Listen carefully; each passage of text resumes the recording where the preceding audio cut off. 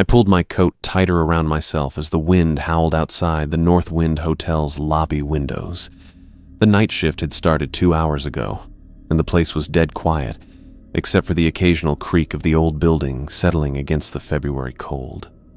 The temperature had dropped into the low teens, and the ancient heating system struggled to keep up. The front desk phone rang, cutting through the silence and making me jump. I picked up the receiver, clearing my throat. "Front desk, this is Ernest speaking. How can I help you?" "This is Donna Gonzalez in room 201. Her elderly voice sounded irritated rather than frightened. "There's some kind of banging coming from the room above me. It's been going on for 20 minutes now and I can't sleep." I frowned, mentally picturing the hotel layout. "Room above you would be 302, ma'am.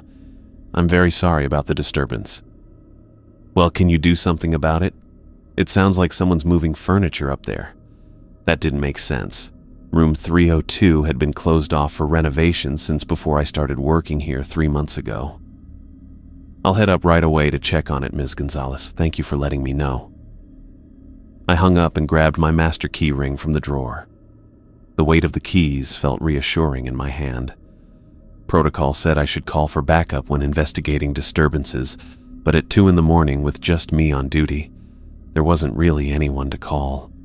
The elevator doors opened with a soft ding onto the 3rd floor. The hallway stretched out before me, lit by wall sconces that cast more shadows than light. As I stepped out, I noticed how the temperature seemed to drop dramatically. My breath came out in visible puffs, which made no sense. The heating should have been working throughout the building. I walked slowly down the hallway, my footsteps muffled by the worn carpet. The closer I got to room 302, the colder it became. I rubbed my arms, wishing I'd brought my coat up with me.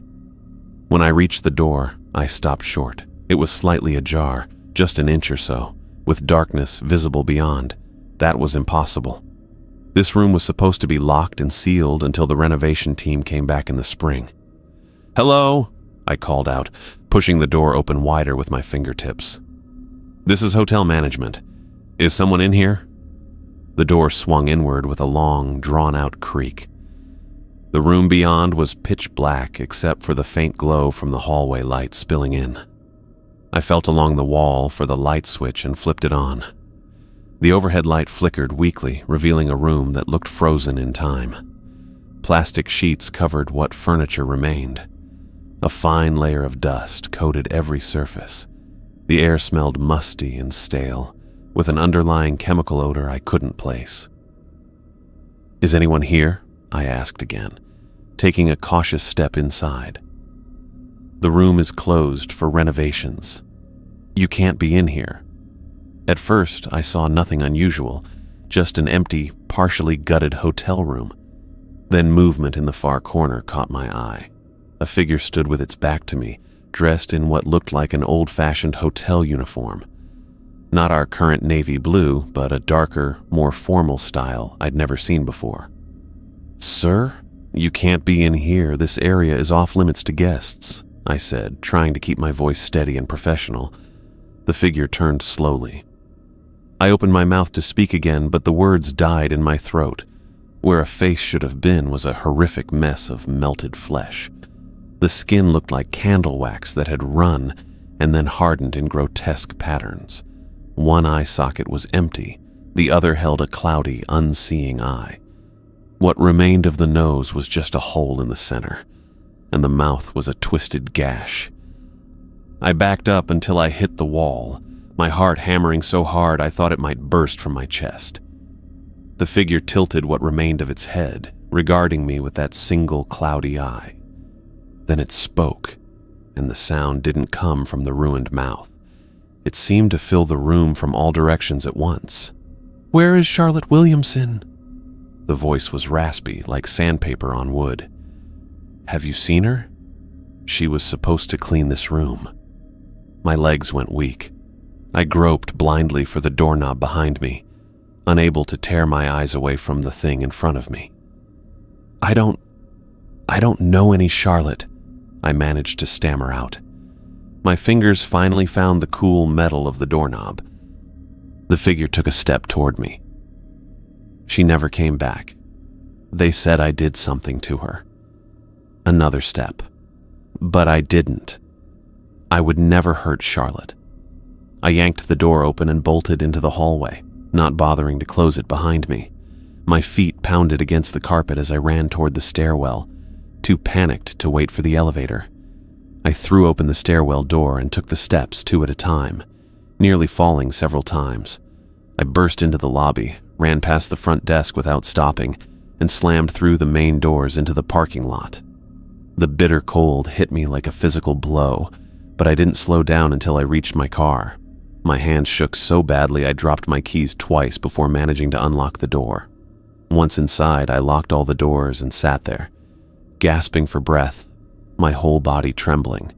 For 20 minutes, I just sat in my freezing car, staring at the hotel's illuminated entrance. My mind kept replaying what I'd seen. That melted face, that voice coming from everywhere and nowhere. I'd never left my post before, not once in the 3 months I'd worked here. But there was no way I was going back inside tonight. Eventually, I started the engine with numb fingers and backed out of my parking space. As I drove home through the empty streets, I couldn't stop shaking. Whatever I'd seen in room 302 wasn't human. It couldn't have been. And somehow I knew with absolute certainty that it was still there, asking about Charlotte Williamson, whoever she was. I woke up feeling like my head was stuffed with cotton. My alarm clock read 11:32, giving me just enough time to shower and grab something to eat before my shift. The events from last night kept replaying in my mind. The figure in room 302, that melted face, the voice that seemed to come from everywhere at once. I hadn't slept more than an hour or two. Every time I closed my eyes, I saw that twisted mouth asking about Charlotte Williamson. The hot water helped, but not much. I threw on my navy uniform, the fabric still holding a faint chemical smell from the dry cleaners. My reflection in the bathroom mirror looked terrible. Dark circles under my eyes, skin pale enough to make me look sick. I ran my fingers through my damp hair, trying to make myself look somewhat presentable. The drive to the North Wind felt longer than usual. I kept checking my rearview mirror, half expecting to see that thing from room 302 sitting in my back seat. Stupid, I know, but after what I'd seen, my brain wasn't exactly working right. I pulled into the staff parking lot 15 minutes early, hoping to slip in without having to talk to anyone about why I'd abandoned my post last night. The moment I walked through the employee entrance, I knew something was off. Marge from housekeeping gave me a look I couldn't quite read as I passed the break room. When I rounded the corner to the lobby, I stopped dead in my tracks. Seth Davis was standing by the front desk, checking his watch. Seth never came to the hotel. In the 3 months I'd been working here, I'd met him exactly twice, once during my interview and once when he dropped off payroll checks when the regular courier was sick. He was a tall man in his 60s with thinning gray hair and the kind of face that made it clear he didn't waste time on small talk. He spotted me before I could decide whether to approach or run back out the door. "Ernest," he said, his voice carrying across the lobby. "My office. Now." I followed him through the lobby to the small back office that was technically mine during night shifts. Seth closed the door behind us and motioned for me to sit. He remained standing, making me feel like a kid sent to the principal's office. "I understand there was an incident last night," he said, not bothering with pleasantries. My mouth went dry. "How did you—" "Mrs. Gonzalez called the main office this morning.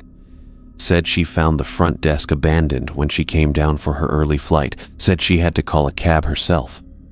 His eyes narrowed. "She also mentioned reporting strange noises from the room above hers, room 302. I swallowed hard. "Mr. Davis, I can explain—" He held up his hand, cutting me off. "I should have given you this when you started."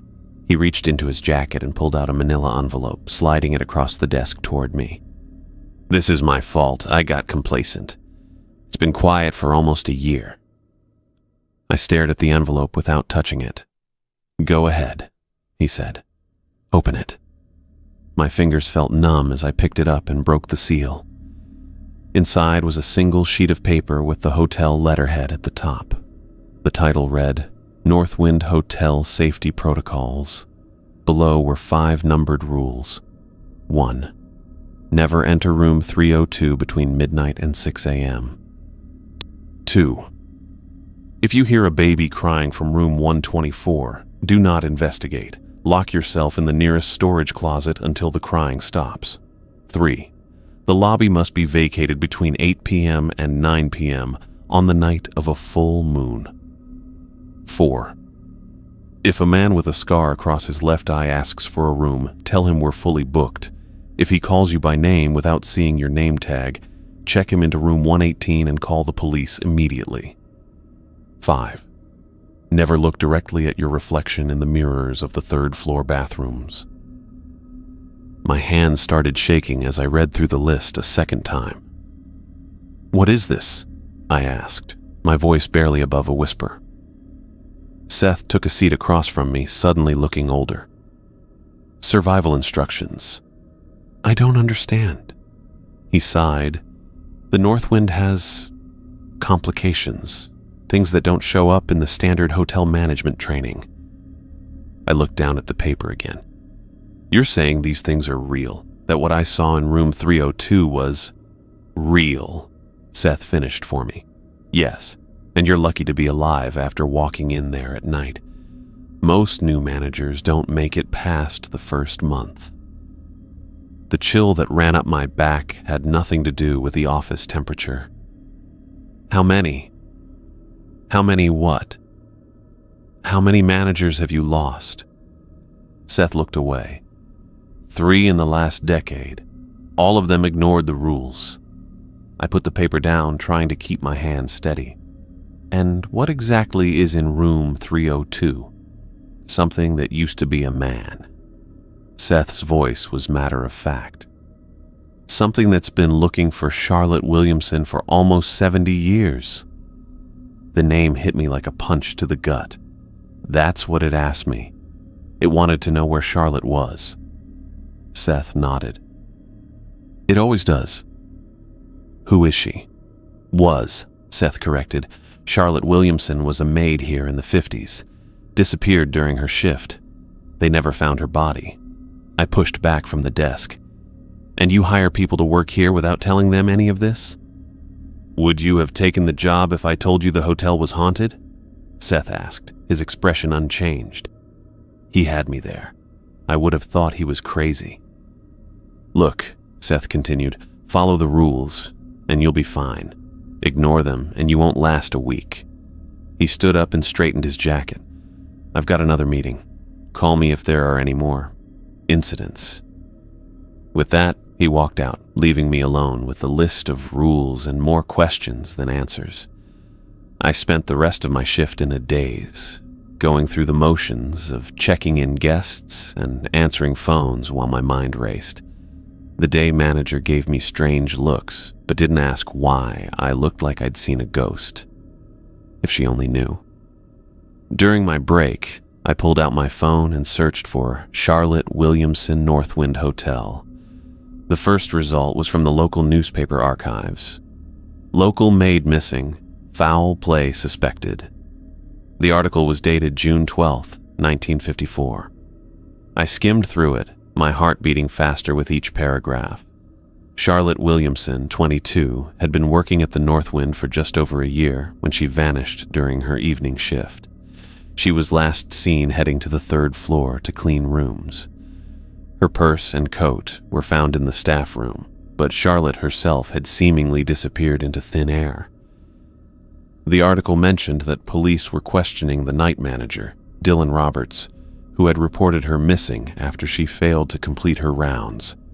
Dylan Roberts. The name sent another chill through me.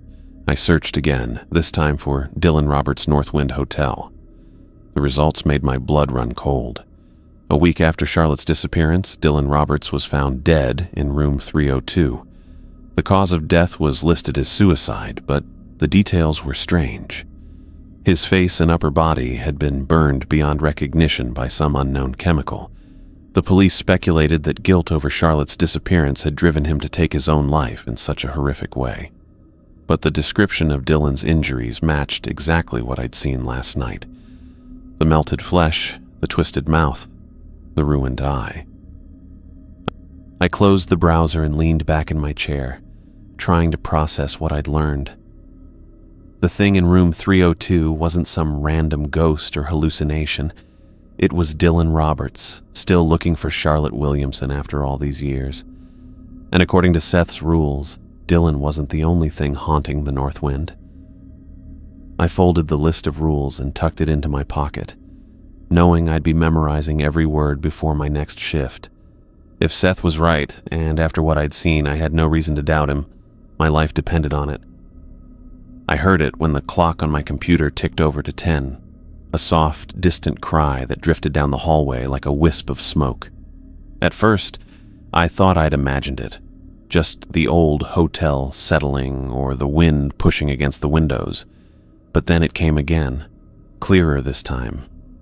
The unmistakable sound of a baby crying. I looked up from the stack of invoices I'd been organizing. The front desk area was empty, the lobby quiet except for the hum of the heating system fighting against the February cold outside. The crying came again, a small, heartbroken wail that seemed to echo through the building. My first instinct was to get up and check. What kind of person hears a crying baby and doesn't investigate?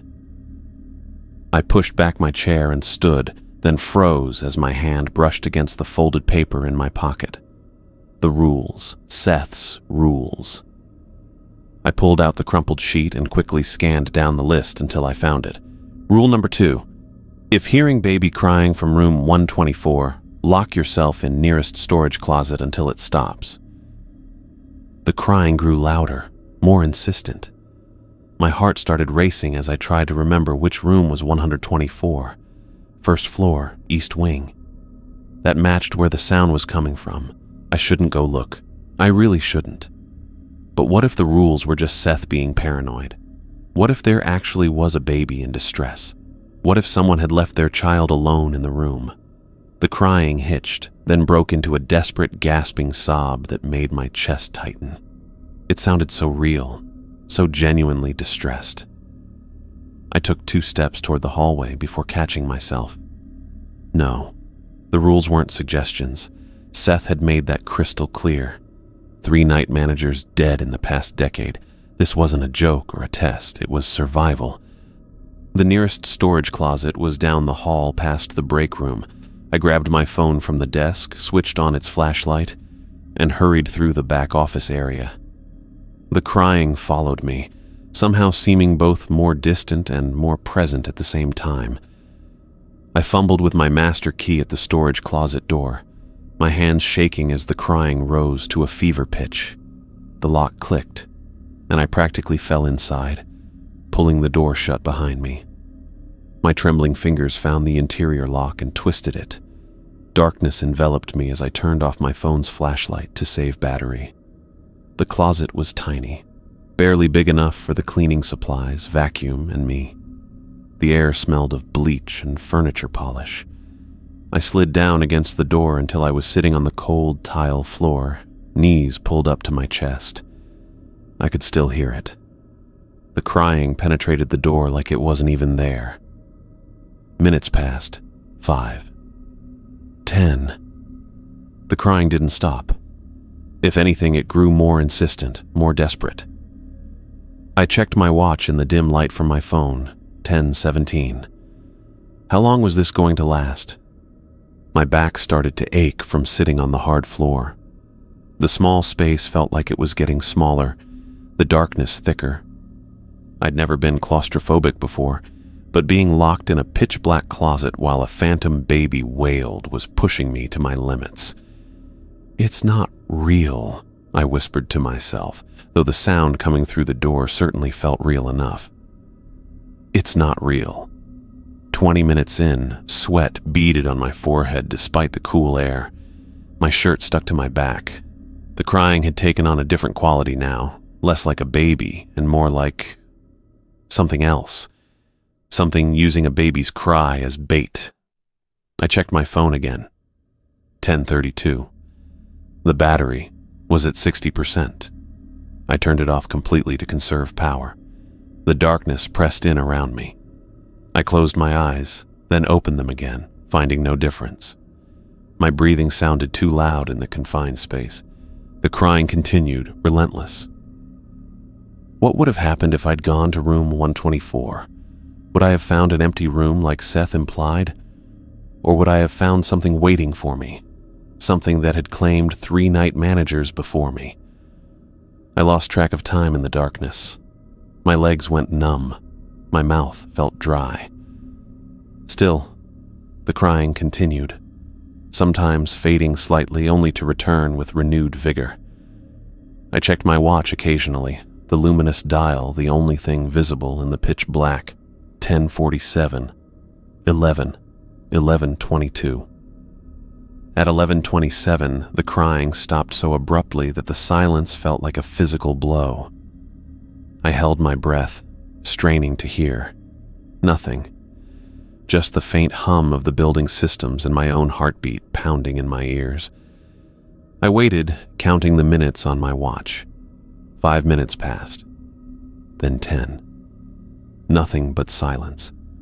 At 11:47, exactly 47 minutes after I'd locked myself in, I finally gathered the courage to unlock the door. I turned my phone back on, wincing at the sudden brightness of the screen, and used the flashlight to check the closet for I don't know what. Everything looked normal, just cleaning supplies and hotel inventory. My legs had fallen asleep, and I stumbled slightly as I stepped into the hallway. The corridor was empty and silent. No sign that anything unusual had happened. I walked slowly toward the east wing, my footsteps echoing on the tile floor. Room 124 was at the end of the hall, a standard room like any other, its door firmly closed. I stood outside for a long moment, keycard in hand, listening. Nothing. No sound at all from inside. With a deep breath, I swiped the master key and pushed the door open. The room was dark and completely empty. The bed was made, the surfaces dust-free. No luggage, no signs of occupancy, no baby, nothing out of place at all. Just a perfectly ordinary, unoccupied hotel room. I checked the bathroom. Empty. The closet. Empty. Under the bed. Nothing. I backed out of the room, letting the door close and lock behind me. My shirt was soaked with sweat, my legs still tingling as circulation returned. For 47 minutes, I'd heard a baby crying from this room. A room that was completely empty and undisturbed. The rules weren't suggestions or precautions. They were lifelines in a place where reality didn't work the way it should. When my shift ended at 7, I drove home in a daze, the memory of that crying still echoing in my head. I couldn't shake the feeling that if I had gone to room 124 when I first heard it, I wouldn't have made it home at all. I showered, changed, and sat at my kitchen table with a fresh notebook. With careful precision, I rewrote each of Seth's 5 rules, adding details from my experience with rule number 2. Rule 1. Never enter room 302 between midnight 6 a.m. Rule 2. If hearing baby crying from room 124, lock yourself in nearest storage closet until it stops. Lasted 47 minutes on February 18th. Rule 3. Vacate lobby 8 to 9 p.m. on full moon nights. Rule 4. If scarred man asks for room, claim full booking unless he knows your name without seeing name tag. Then give room 118 and call police. Rule 5. Never look directly at third floor bathroom mirrors. I stared at the list, committing each rule to memory. The hotel had already tested me twice, first with Dylan Roberts in room 302, and now with whatever lurked in room 124. 3 more rules remained untested, and I had no doubt my next challenge would come soon enough. Failing wasn't an option. Not if I wanted to survive this job, not if I wanted to survive at all. I was juggling the Pattersons' luggage on a Friday night when the elevator decided to break down. Just my luck. The lobby buzzed with weekend arrivals, phones ringing off the hook while I tried to haul 2 oversized suitcases toward the stairwell. "I'm so sorry about this, Mr. Patterson. The maintenance guy should have the elevator fixed by morning." I shifted the weight of the bags, my shoulders already aching. "Let me get these up to your room." Mr. Patterson, a round-faced businessman in his 50s, waved his hand. "Don't worry about it, young man. 2nd floor isn't so bad." His wife looked less convinced, eyeing the stairs with visible dread. I couldn't blame her. The Pattersons had arrived after a 6-hour drive, and now they faced a climb with their remaining bags. As we reached the stairs, I noticed a man approach the front desk. Something about him made me pause. He wore an expensive charcoal suit that looked tailored to his tall frame, but it was his face that caught my attention. A deep scar ran from his left temple, crossed directly over his eye, and continued down to his cheekbone. The eye itself appeared functional, which surprised me given the severity of the mark. "I'll be right with you, sir," I called over my shoulder, then turned back to the Pattersons. "Just follow me up. Watch your step on that 3rd stair. It creaks." We made our way to the 2nd floor, and I set their bags inside room 212. Mr. Patterson tipped me $5 despite my polite refusal. By the time I returned to the lobby, the scarred man stood perfectly still at the front desk, hands folded neatly on the counter. "Welcome to Northwind Hotel. How can I help you?" I asked, stepping behind the desk. The man's eyes fixed on mine with unusual intensity. "I need a room for the night." Something cold settled in my stomach as I remembered Seth's rules. Rule 4. If a scarred man asks for a room, claim full booking unless he knows your name without seeing your name tag. I glanced down at my chest, where my name tag had flipped around during the luggage struggle. Just a blank white rectangle showed. "I'm sorry, sir. We're fully booked tonight." I kept my voice steady while pulling up our reservation system, making a show of checking availability.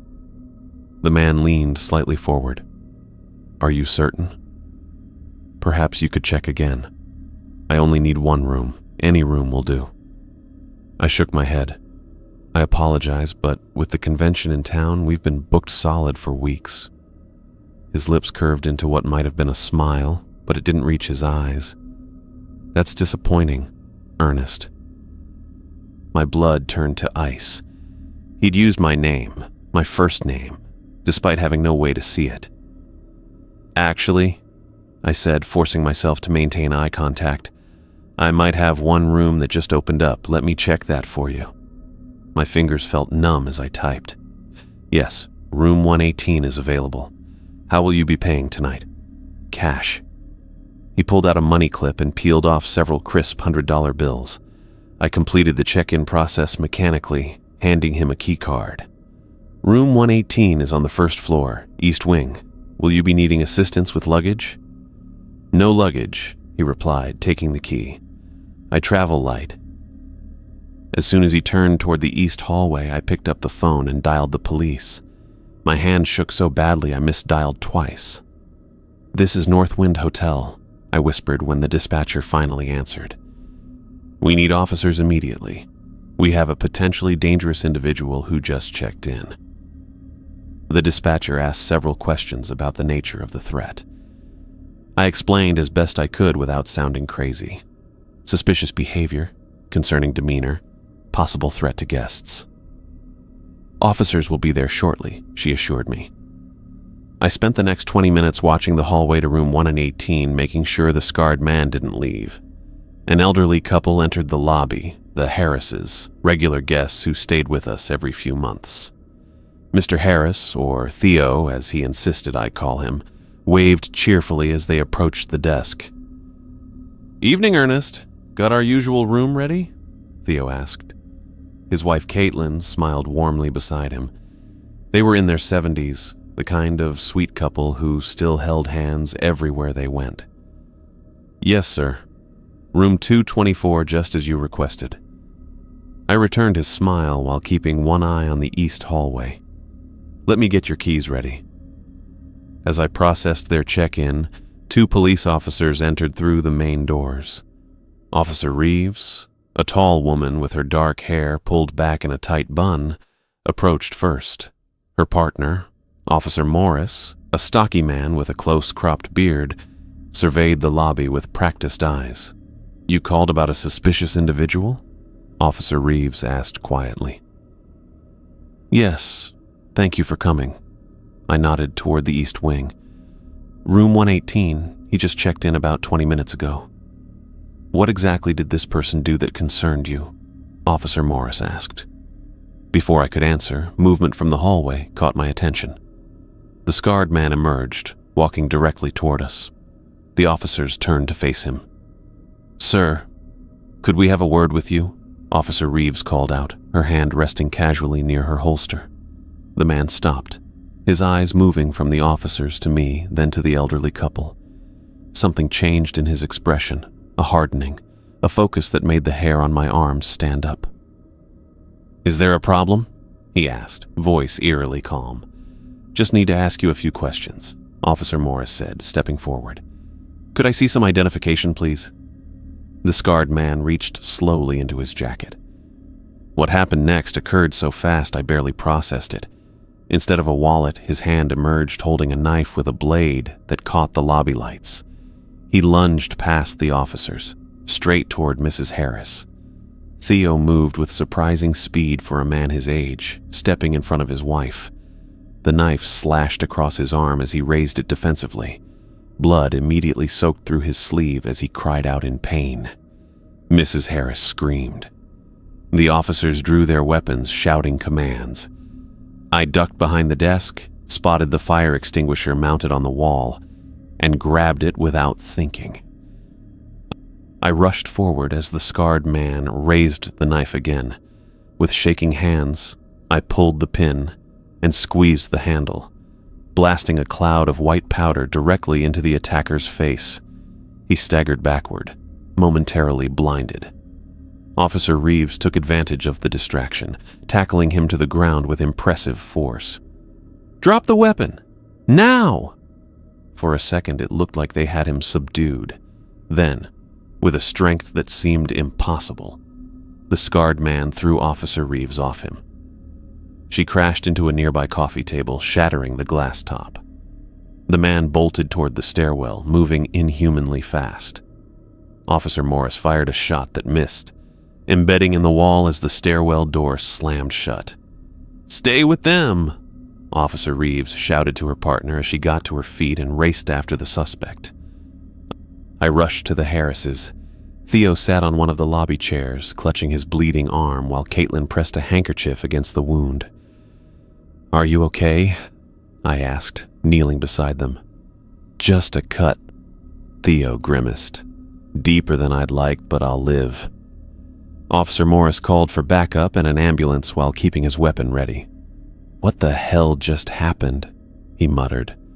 More police arrived within minutes, along with paramedics who immediately attended to Theo. The cut required 17 stitches, they announced after examining it. Officers conducted a room-by-room search of the entire hotel, starting with room 118, which they found completely empty. No personal belongings, no signs anyone had been there at all. I accompanied 2 officers to the 3rd floor when they expanded their search. As we walked down the hallway, one of them pointed to the carpet near the stairwell door. "What's that?" A dark stain marked the gray carpet. Not blood, but something else. Black and oily, it seemed to absorb the light around it. When one officer crouched to examine it more closely, his partner pulled him back. "Don't touch that," she warned. "Get forensics up here." They radioed down for more assistance while continuing their search. By morning, after hours of investigation, they found no trace of the scarred man. He had vanished completely, leaving behind only that strange stain and 17 stitches in Theo Harris's arm as proof he'd ever existed at all. I endured my most terrifying test during an October full moon. The date had been circled in red on my calendar for weeks, a stark reminder of rule number 3. Vacate lobby 8-9 p.m. on full moon nights. I'd made careful plans to avoid the lobby completely during that hour. My dinner, a ham sandwich and potato chips from the vending machine, sat waiting in the back office. I'd moved my paperwork there, set up my laptop, and even brought a small electric kettle for tea. The night had been quiet so far. Only 3 occupied rooms, all business travelers who'd checked in early and hadn't emerged since.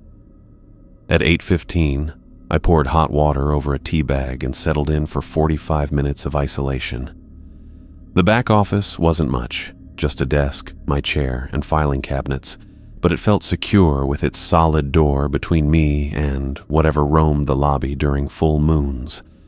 At 8:28, the fire alarm blared from the kitchen.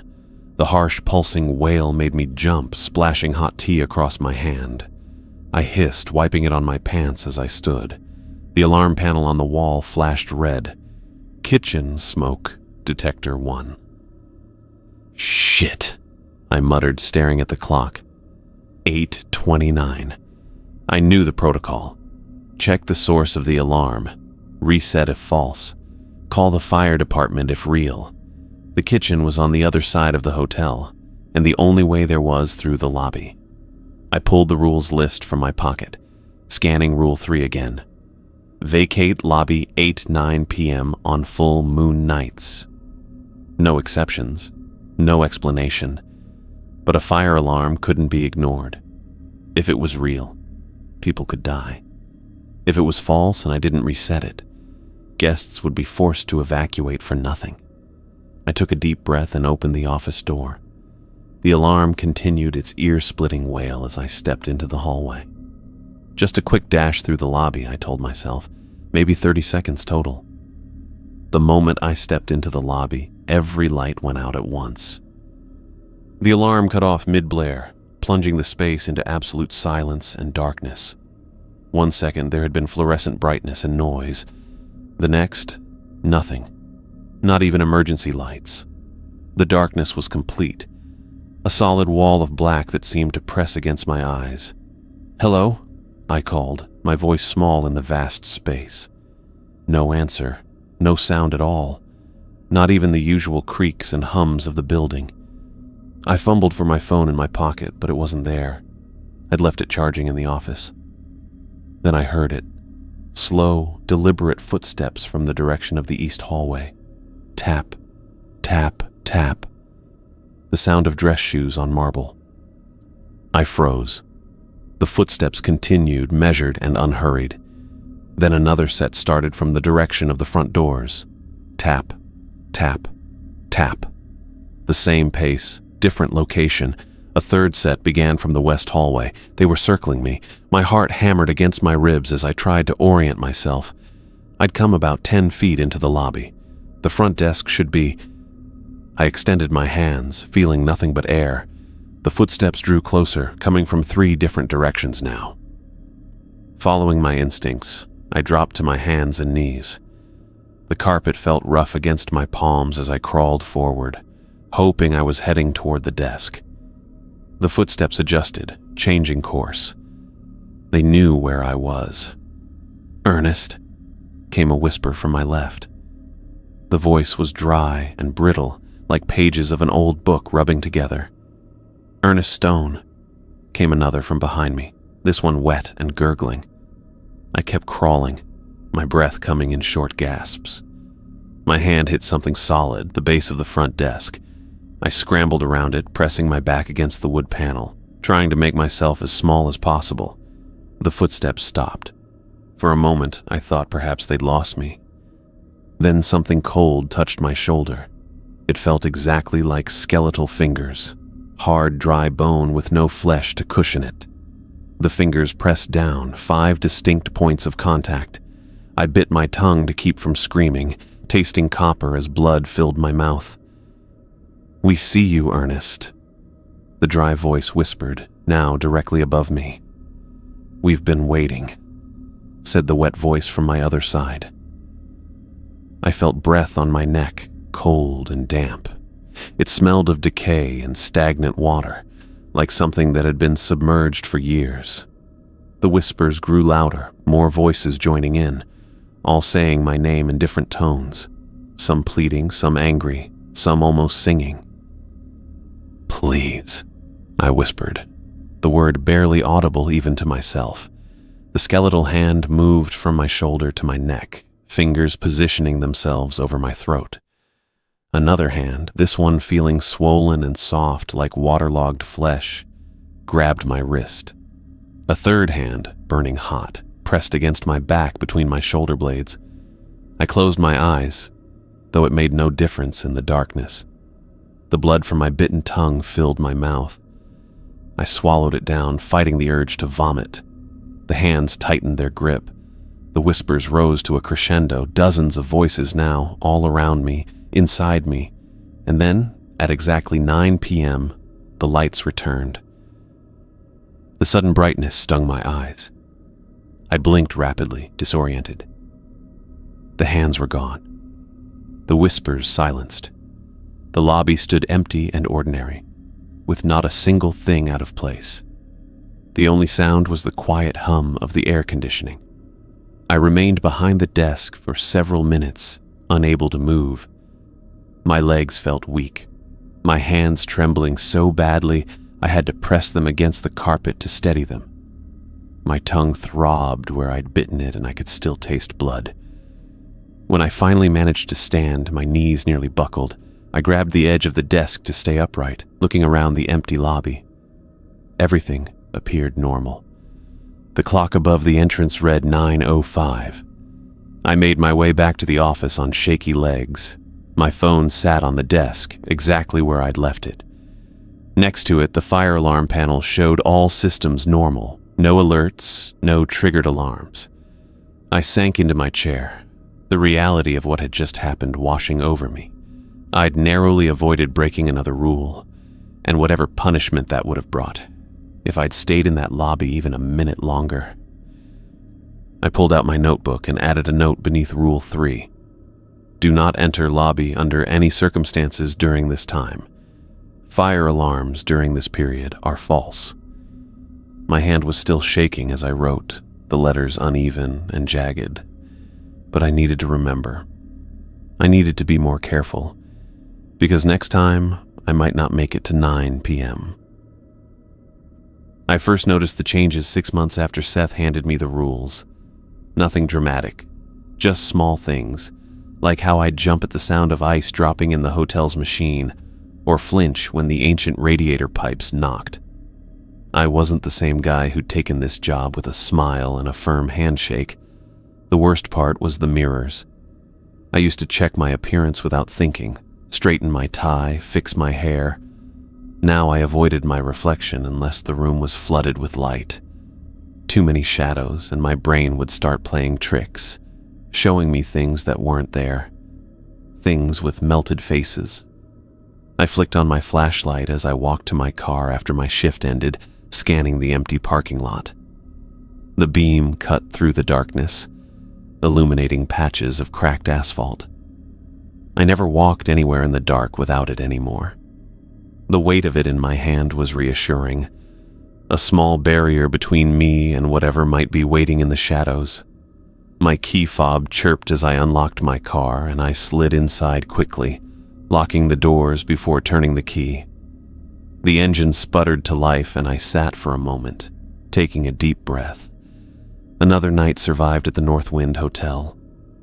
Sleep didn't come easy anymore. I'd drift off only to jerk awake an hour later, heart pounding, sheets damp with sweat. The nightmares were always the same. Dylan Roberts with his face melting like candle wax, asking about Charlotte. Sometimes the scarred man joined him, calling my name in that too familiar way. Other times I dreamed about those cold hands grabbing me in the lobby darkness, pulling me down into something I couldn't see. I'd wake up gasping, fumbling for the lamp, needing to chase away the darkness. Then I'd lie there staring at the ceiling until my alarm went off. Despite everything, the fear, the nightmares, the constant feeling of being watched, I kept showing up for my shifts. I hadn't missed a single day. I'd survived every encounter by following Seth's rules to the letter. The rules worked. They kept me alive. I pulled into the hotel parking lot for my night shift, parking in my usual spot near the employee entrance. The North Wind looked almost normal in the early evening light, just an old hotel with peeling paint and outdated decor. But I knew better. The night started quietly. A few check-ins, some phone calls about reservations, paperwork that needed filing, normal hotel stuff that almost made me forget what kind of place I was working in. Around midnight, I decided to tackle the basement storage area. Seth had mentioned we needed to archive some old billing records, and I figured the quiet night was perfect for the task. I grabbed my flashlight, never went anywhere in the hotel without it now, and headed down the stairs to the basement. The basement was a maze of narrow corridors and storage rooms. The main area housed the boiler and electrical panels, but smaller rooms branched off in all directions, filled with everything from broken furniture to decades of paperwork. The air smelled musty, like old paper and dust. I found the billing records that needed archiving and started looking for space on the shelves. As I moved some boxes, I noticed something odd about the wall behind them. The paint was slightly different, newer than the surrounding area. I ran my fingers along the edge and felt a slight draft. Pushing harder, I was surprised when a section of the wall moved inward, revealing a hidden door. My heart rate picked up. Secret rooms were never good news in places like the North Wind, but curiosity won out over caution. I shined my flashlight through the opening and saw a small room lined with filing cabinets. The space looked untouched for years, dust coating every surface. I stepped inside, sweeping my light across the room. The filing cabinets were labeled by year, stretching back to the hotel's opening. But what caught my eye was a cabinet marked Personnel, 1950-1959. My hands trembled slightly as I pulled open the drawer. The folders inside were organized alphabetically, and I flipped through them until I reached the Rs. Roberts Dillon. I pulled out the file and set it on top of the cabinet, opening it carefully as if it might disintegrate in my hands. The first page was a standard employee record with basic information. Hired January 12, 1953, as night manager. Excellent performance reviews. Recommended for promotion. Then I saw the photograph. It was clipped to his employment application. A black and white image of a young man in his mid-20s. He had dark hair neatly combed to the side, a strong jaw, and kind eyes that crinkled slightly at the corners. He was smiling at the camera, looking confident and friendly. This was Dylan Roberts before whatever happened to his face. Before he became the thing that haunted room 302.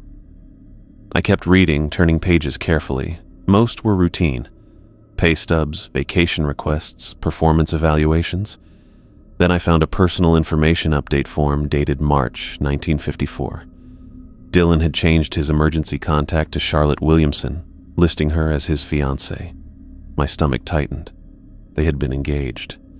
The next document was a report written by the day manager, dated June 13, 1954. It stated that Dylan had reported Charlotte missing after she failed to return from cleaning rooms on the 3rd floor. He had searched the entire hotel but couldn't find her. The police had been called. The final item in the folder was a newspaper clipping from the local paper dated June 20, 1954. Police investigate hotel maid's disappearance. Local authorities continue to search for Charlotte Williamson, 22, who disappeared from her job at the North Wind Hotel last week. Police have questioned night manager Dylan Roberts extensively, as he was the last person to see Miss Williamson alive. Sources close to the investigation report that evidence of violence was found in room 302, where Miss Williamson was scheduled to work the night of her disappearance. Mr. Roberts maintains his innocence, claiming he is concerned only with finding his missing fiancée. The article continued, but my eyes kept going back to that one phrase. Evidence of violence was found in room 302. The final entry in the file was a brief note stating that Dylan Roberts had been found dead in room 302 on June 21, 1954, an apparent suicide.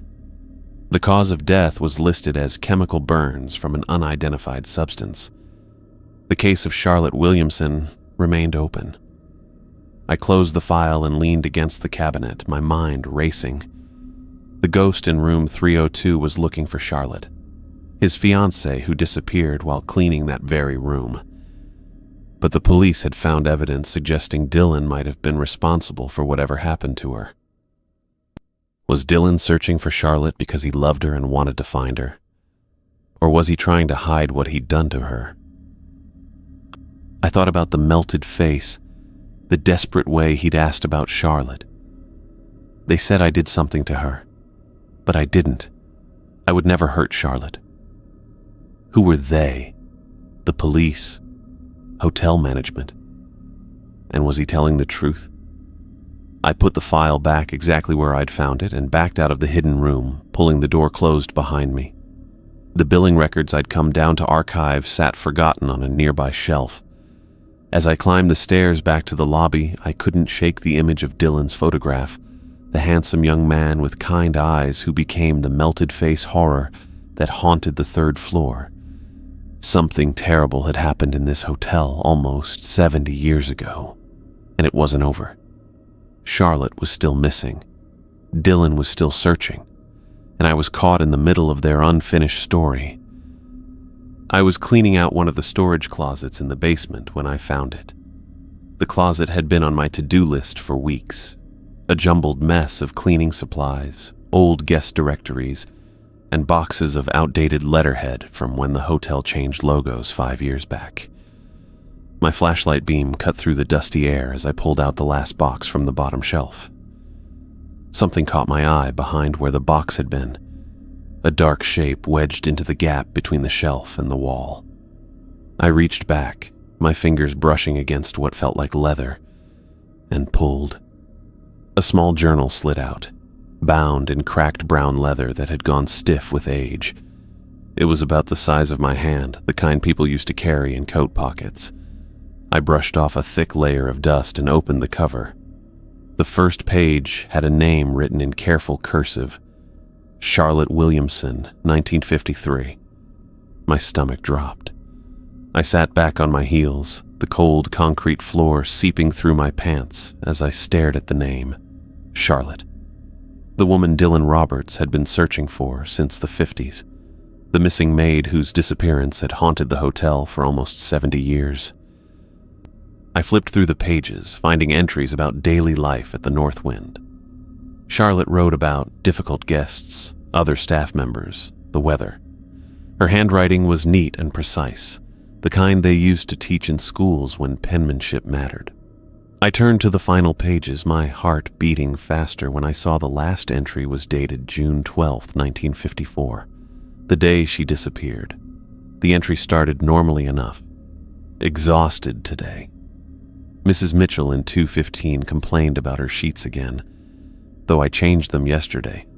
Mr. Roberts asked me to handle the third floor rooms tonight since Alice called in sick. I don't mind. He's always been kind to me, especially since we got engaged. 3 months until the wedding. I can hardly believe it.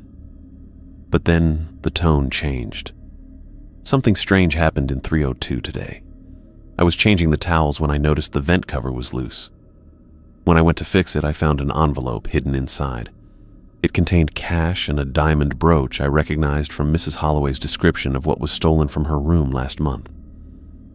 There were other items too. A gold watch, pearl earrings, things guests reported missing. I don't understand. Why would these be hidden in a vent in room 302? The only person with access to all the rooms is Dylan. But he wouldn't. Would he? I need to think about what to do. I'll talk to him tonight after my shift. I closed the journal, my hands shaking. Charlotte had found evidence that Dylan was stealing from guests, and she disappeared the same day. For hours, I couldn't stop thinking about what I'd read.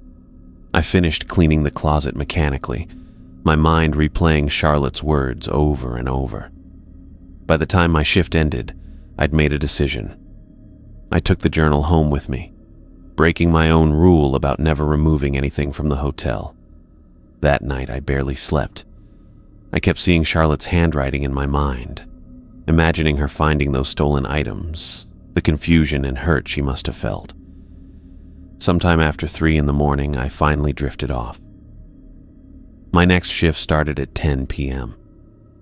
The hotel was quiet, Only 5 rooms occupied, all business travelers who'd checked in earlier and gone straight to bed.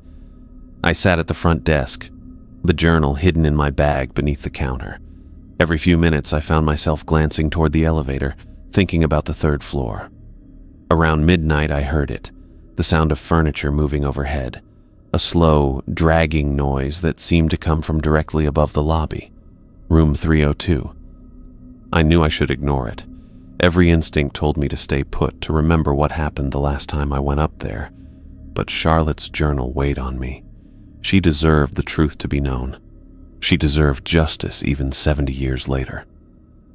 I took a deep breath and stood up. From my bag, I pulled out my flashlight and the journal. I walked to the elevator, pressed the button for the 3rd floor, and waited as the old car groaned its way upward. The doors opened to the now familiar chill of the 3rd floor hallway. My breath clouded in front of me as I stepped out, the carpet muffling my footsteps. The dragging sound continued, definitely coming from 302. I walked toward it, the beam of my flashlight steady despite my fear. When I reached the door, I found it slightly open, just like the first time. But now I wasn't here by accident or obligation. I was here by choice. "Dylan," I called out, pushing the door wider. "I know you're in here." The room looked the same as before. Plastic-covered furniture, dust, the strange chemical smell. But this time, Dylan stood by the window, his back to me. He wore the same outdated uniform, his posture rigid. "I know what happened to Charlotte," I said, my voice stronger than I felt. "I found her journal." Dylan turned slowly. His melted face caught the light from my flashlight, the twisted flesh where his features should have been somehow expressing what looked like grief. "Where is Charlotte?" he asked, his voice coming from everywhere and nowhere as it had before. "She's gone, Dylan. She's been gone for 70 years. And I think you know why." He tilted his head, the motion unnaturally smooth. "I would never hurt Charlotte." "She found the things you stole," I said, holding up the journal. "She wrote about it the day she disappeared. She found jewelry and cash hidden in the vent in this room. Things that had been stolen from guests." Dylan didn't speak. Instead, he raised one arm and pointed toward the floor near the window. I followed the direction of his gesture, seeing a section of floorboards that looked slightly different from the rest. I approached cautiously, keeping my distance from Dylan. Kneeling down, I saw that one board was looser than the others. I set down the journal and flashlight, then worked my fingers under the edge of the board. It came up with surprising ease, revealing a small space beneath. Inside was a cloth bag, yellowed with age. I pulled it out and opened it. Inside was a delicate silver necklace with a small heart pendant and a folded piece of paper, the creases so deeply set it looked like it might crumble. I carefully unfolded the paper.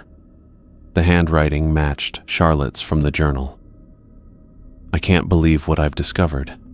Dylan has been stealing from guests for months. When I confronted him about what I found in the vent, he admitted everything. He said he needed the money for our future, that the hotel didn't pay enough for the life he wanted to give me. I told him I couldn't marry someone who would steal from others. I'm going to Mr. Mitchell in the morning." Dylan became so angry. I've never seen him like that. He locked the door and said I couldn't tell anyone.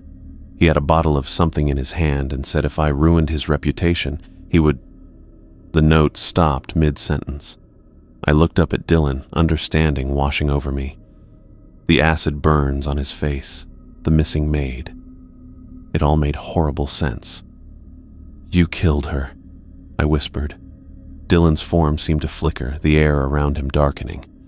"She was going to leave me," he said, his voice suddenly clearer, sharper. "She was going to ruin everything." I scrambled to my feet, grabbing the necklace, note, and journal. Dylan moved toward me, his motion no longer stiff but fluid, predatory.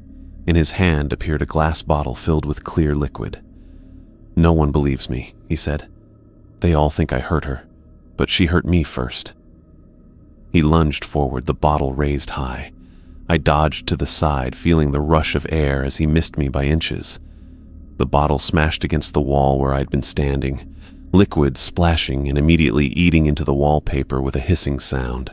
I ran for the door, heart pounding in my chest. Behind me, Dylan let out an inhuman wail. I made it through the doorway just as something hit the door with tremendous force, slamming it shut inches from my back. I leaned against the opposite wall, gasping for breath, the evidence of Dylan's crime clutched in my shaking hands.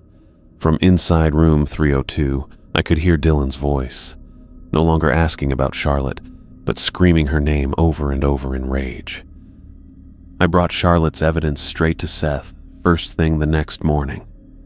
The leather journal sat heavy in my jacket pocket as I knocked on his office door, my other hand clutching the cloth bag with Charlotte's silver necklace and unfinished note.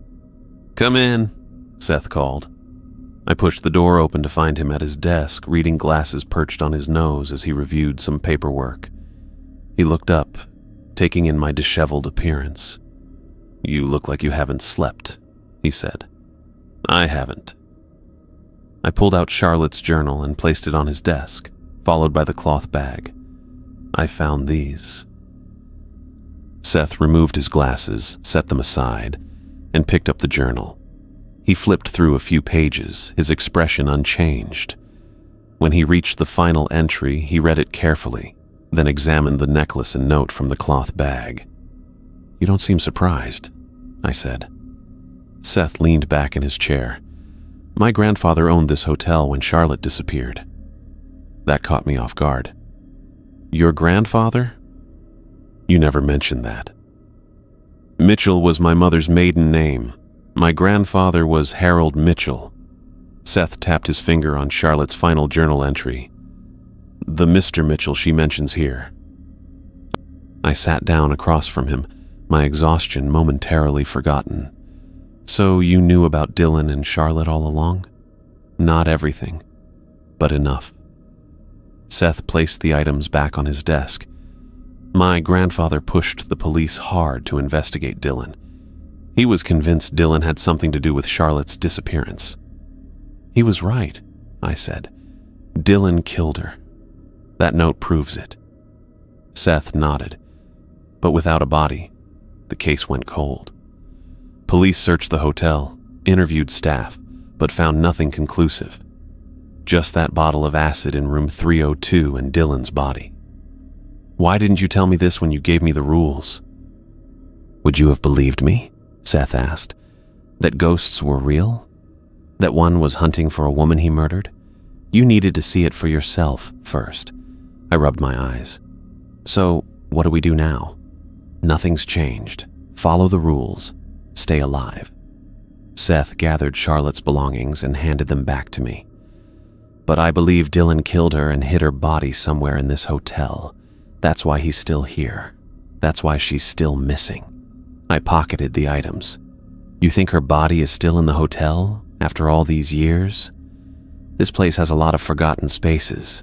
Sealed rooms, old maintenance tunnels." Seth looked at me with tired eyes. "Just keep following the rules, Ernest. That's all any of us can do." That night, I sat in the back office sorting through invoices when the crying started.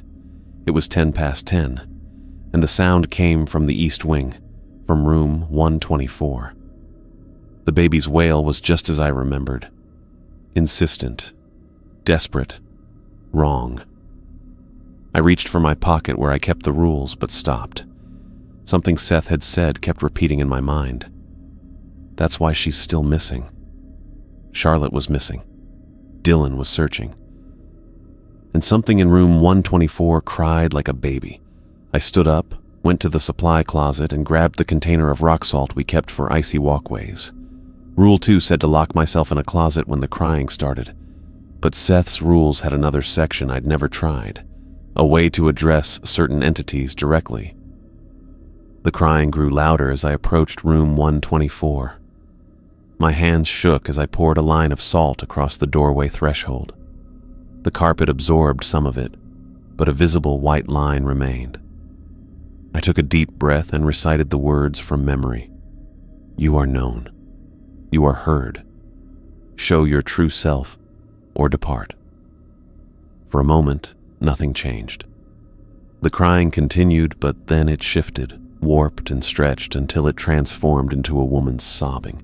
Not a baby at all, but a woman in deep distress. I used my master key to unlock the door, pushed it open, and stepped over the salt line. A woman sat on the edge of the bed.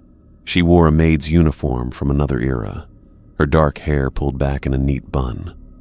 Her form wasn't solid. I could see the headboard through her body, but she was clearly Charlotte Williamson. Her face matched the photograph from Dylan's personnel file, though her eyes were red from crying. "Charlotte?" I asked. She looked up, surprised. "You can see me?" "Yes." I stayed by the door, unsure what to do next. "I found your journal, and the note you were writing when Dylan attacked you." Charlotte's transparent form flickered like a faulty light. "He was so angry. I told him I couldn't marry a thief." Her voice sounded distant, like it was coming through an old radio. "When I threatened to tell Mr. Mitchell, Dylan grabbed the acid he'd stolen from maintenance. He said if he couldn't have me, no one would." "I'm sorry," I said, not knowing what else to offer. "I can't leave." Charlotte's form flickered again. "Dylan trapped me here. He used the acid on himself after he hid my body. His spirit is bound to this place, and he's bound me to it as well." I took a step closer. "How can I help you?" "Find me." Charlotte stood, her movements jerky and unnatural. "Find my remains. That's the only way I can be free of him." "Where are you? Where did he put you?" "Behind the boiler room. There's an old maintenance tunnel that was sealed off in the 50s. Charlotte's form began to fade. "Hurry, he knows I'm speaking to you. He'll try to stop you." "Wait," I called, but she was already gone, leaving the room empty and silent. I hurried back to the office and grabbed my flashlight. The boiler room was in the deepest part of the basement, past the laundry and storage areas. I'd only been down there once during my orientation tour. The basement corridors were cold and poorly lit. My flashlight beam bounced off concrete walls as I made my way through the maze of hallways. The boiler room door was heavy metal, marked with faded warning signs. It creaked when I pushed it open. Heat hit me immediately. The massive boiler that heated the hotel dominated the room, pipes running from it in all directions. I swept my flashlight around, looking for anything that might indicate a sealed tunnel. Behind the boiler, partially hidden by supply shelves, I noticed a section of wall that looked different from the rest. Newer concrete, a slightly different color. I moved the shelves aside and examined the wall more closely. There was a thin seam around the edges, suggesting it had once been an opening. I looked around and found a rusty crowbar among the maintenance tools. It took all my strength to work it into the seam and pry at the concrete. Small chunks broke away, revealing older brick behind it. I kept working, my shirt soaked with sweat from both exertion and the boiler room heat. After 20 minutes of chipping away, I'd created a hole large enough to shine my flashlight through. Beyond was a narrow tunnel, its floor covered in decades of dust. I enlarged the opening until I could squeeze through, scraping my shoulders on the rough edges. The tunnel extended about 20 feet before ending at a brick wall. But halfway down, something lay on the ground, wrapped in what looked like an old blanket. My heart pounded as I approached. The blanket had once been white with the Northwind Hotel logo, now yellowed with age. I knelt beside it, hesitating before pulling back a corner. Bones. A human skull stared up at me, surrounded by the skeletal remains of a small, framed woman. Around the neck bones lay a delicate silver chain that had survived the decades. The other half of the heart pendant I'd found in room 302. "Charlotte," I whispered. As I uncovered more of the remains, a scream of rage echoed throughout the building. Dylan's scream. It reverberated through the walls and pipes, a howl of fury that seemed to come from everywhere at once. Then came the slamming. Every door in the hotel, from the basement storage rooms to the guest rooms on the upper floors, all slamming shut simultaneously with a thunderous crash that shook the entire building. Dust rained down from the tunnel ceiling as the sound echoed away into silence. I carefully wrapped the blanket back around Charlotte's remains. Dylan knew I'd found her. Whatever protection the sealed tunnel had provided was gone now, and I needed to get out before he could do anything else. As I gathered the bundle, something small clattered to the floor. I shined my flashlight down and spotted a hotel room key with a faded tag marked 302. It must have been in Charlotte's pocket when Dylan killed her, evidence he couldn't afford to have found. I picked up the key and tucked it into my pocket, then lifted Charlotte's remains. The bundle was lighter than I expected, bones and fabric weighing almost nothing after all these years. I maneuvered backward through the hole I'd made, careful not to damage anything. The boiler room felt eerily quiet when I emerged. The constant mechanical hum of the building system seemed muted, as if the hotel itself was holding its breath. I made my way to the stairs, refusing to use the elevator with my grim burden. Each floor I climbed felt colder than the last. By the time I reached the lobby, my breath clouded in front of me despite the heating system running at full capacity. The front doors looked miles away across the empty marble expanse. I took a step forward and all the lights went out. "You took her from me." Dylan's voice came from everywhere and nowhere, surrounding me in the darkness. I clutched Charlotte's remains tighter and kept moving, using what little moonlight filtered through the windows to guide me. "She was mine," Dylan's voice hissed, now directly behind me. "She will always be mine." I didn't look back. "She never belonged to you, Dylan. You killed her because she found out what you were." Something cold brushed against my neck.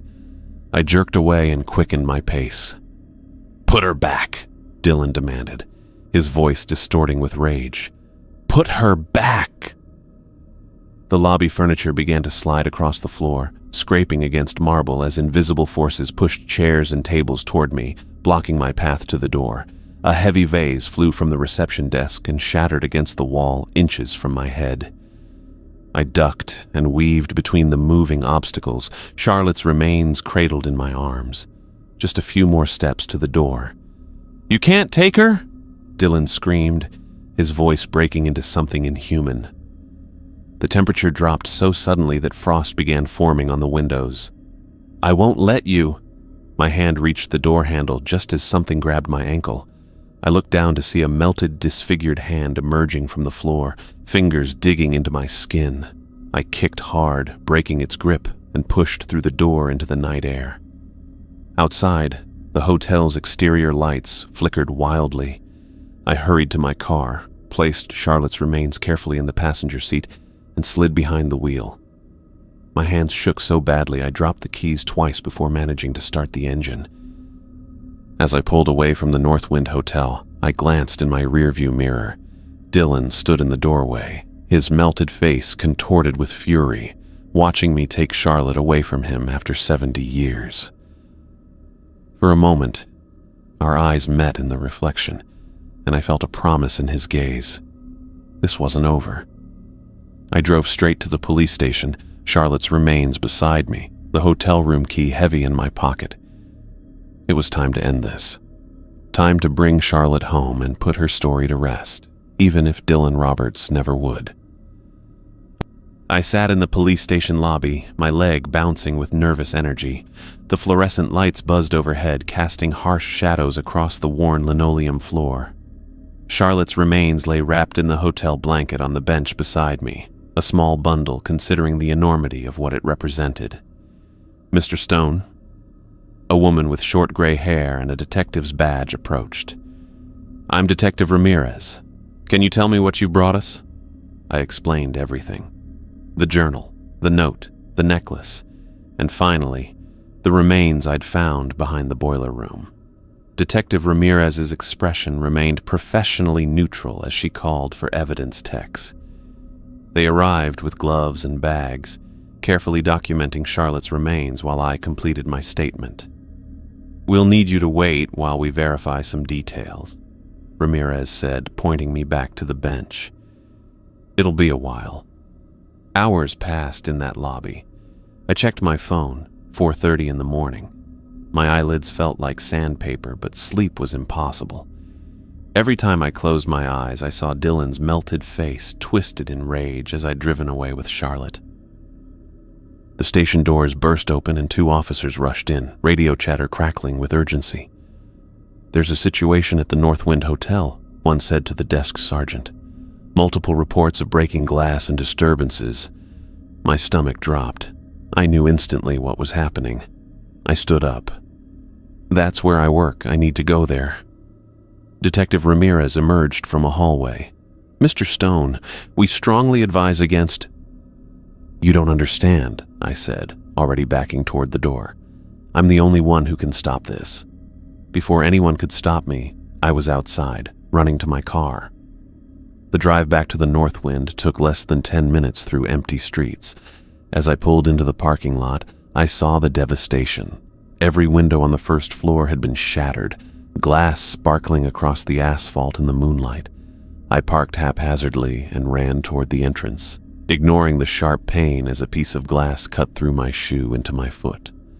The doors hung open, one dangling from a single hinge. The lobby was unrecognizable. Furniture lay overturned and broken. The reception desk had been split down the middle. Paintings hung crooked or lay smashed on the floor, and in the center of it all stood Dylan Roberts. He looked more solid than I'd ever seen him, almost like a living person except for his ruined face. The acid burn seemed fresh, glistening wetly in the emergency lights. "Where is she?" he roared, his voice shaking the walls. A lamp flew across the room and smashed against the wall without him touching it. I reached into my pocket, fingers closing around Charlotte's half-heart necklace and her unfinished note. The last rule Seth had given me flashed through my mind. Confront a spirit with evidence of its crimes to banish it. "Dylan," I called out, my voice weaker than I wanted. "I know what you did to Charlotte." He turned toward me, his one intact eye widening with hatred. "You took her from me. You took her from herself," I said, taking a step forward despite my trembling legs. "You killed her because she found out about your thefts." Dylan let out an inhuman howl, and every remaining light bulb in the lobby exploded at once. In the darkness, his form seemed to glow with a sickly blue light. "She was going to leave me," he screamed. "She was going to ruin everything." I held up the necklace, letting it dangle from my fingers. "I found this with her body, the body you hid." Dylan moved toward me, gliding across the floor without taking steps. The temperature plummeted so quickly my breath clouded in front of me. My hands shook as I unfolded the note, struggling to read it in the dim emergency lighting. I confronted Dylan about the stolen items. I read aloud, Charlotte's words gaining strength as I spoke them. He admitted taking them, said it was for our future. I told him I couldn't marry a thief, that I would tell Mr. Mitchell everything. "Stop!" Dylan shrieked. A chair flew at my head. I ducked, losing my balance and falling to one knee. I continued reading, my voice growing louder. "He locked the door. He's so angry. He has a bottle of something, says I've ruined everything. He's coming toward me." Dylan was only feet away now, his melted features contorted with rage. I scrambled backward, still reading. "Charlotte Williamson died here because of you, Dylan Roberts," I shouted, improvising beyond the note's abrupt ending. "You killed her with acid, then took your own life when you realized what you'd done. Your crimes are known. Your victim has been found. You have no power here anymore." Dylan lunged at me with a howl, his hands outstretched. I held up the necklace and note like a shield, closing my eyes and bracing for impact. Heat washed over me, intense but brief. When I opened my eyes, Dylan was engulfed in flames that gave off no smoke. His mouth opened in a silent scream as his form began to crack like dried clay. Orange light pouring from the fissures. The flames grew brighter, forcing me to shield my eyes. A final terrible scream tore through the hotel, then silence. When I looked again, Dylan was gone. Only a scorch mark on the marble floor remained where he had stood. I sat there in the ruined lobby, surrounded by destruction, until police sirens wailed in the distance. I didn't move, couldn't move. My body felt hollow, drained of everything but exhaustion. The next days passed in a blur. Police questioned me repeatedly about finding Charlotte's remains. Forensics confirmed they belonged to a young woman who died in the 1950s. The case of Charlotte Williamson was officially closed 68 years after her disappearance, ruled a homicide with Dylan Roberts as her killer. Seth arrived the day after Dylan's banishment, surveying the destruction with a strange mix of sadness and relief. "You did it," he said simply, helping me right an overturned chair. "You freed her."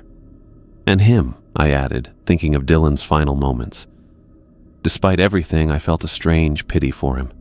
A man so consumed by possessiveness, he'd destroyed what he claimed to love. The hotel remained closed for renovations for 2 weeks. When we reopened, something had changed. The air felt lighter, the shadows less deep. The constant background tension I'd grown accustomed to had vanished. One night I decided to test my theory. At exactly midnight, I took the elevator to the 3rd floor and walked to room 302. The door remained closed, no light spilling from underneath. I placed my hand against the wood. It felt normal, neither cold nor warm. Using my master key, I opened the door to find an ordinary hotel room in the middle of renovation, nothing more. As the weeks passed, I noticed other changes.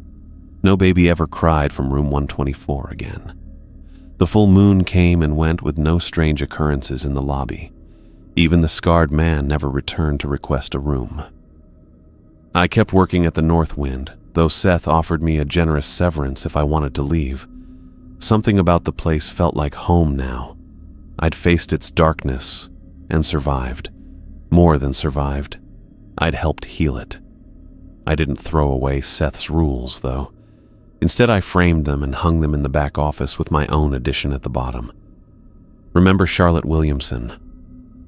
Some places collect darkness over time, and even though the worst of it was gone from the North Wind, I knew better than to assume it was gone forever.